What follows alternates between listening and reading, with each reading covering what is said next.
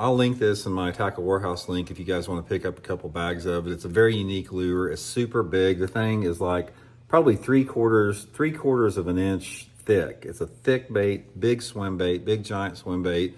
Got a big fat tail on the thing of it. It's actually bigger than a 6-inch meg draft. This is a 7-inch long bait here.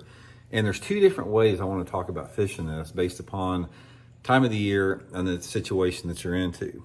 Now the first one, guys, is you want to fish it just on a jig head, some type of a jig head with like a 4/0 hook in there. I'll link a couple in that Tackle Warehouse link in the description. And I'll sort of rig one up here and just rig it through the top there. You know, you've got a little channel on the top of that Kitech. Come through about halfway or so. And this is just going to be a typical big oversized jig swim bait setup like this. And this is a really good way to catch them, guys, when the fish are on deeper structure. So you can take this big Kitech here on like a 1/2 ounce head.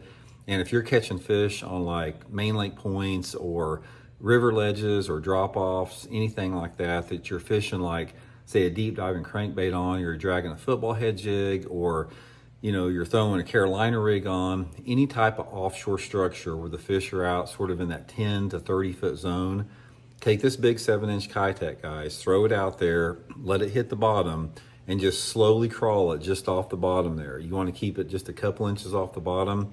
And normally what I'll do is I'll throw it out there, let it hit the bottom, and once it hits the bottom, I'll start reeling. And as you're reeling, it's going to come off the bottom a couple inches.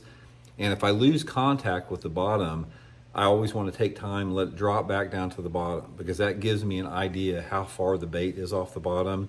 And you really don't want this thing over about 6 or 8 inches off the bottom. So if you lose contact with the bottom, just stop reeling, let it hit the bottom, reel it again. And so it's sort of going like this a little bit, coming up, and you're going like that. And guys, those fish on those deeper structures will hammer this thing, especially as a mop-up lure. Let's say, for example, you've caught a couple on a big crankbait, a couple on a Carolina rig, a couple on a football head jig, maybe you catch a couple on a 10-inch worm, and then they start biting or they slow down. Throw the big Kitech in there, guys, in that same type of water. They'll definitely bite the thing. And it's really, really good in the early summer, late spring, summertime when they're deeper structure fish.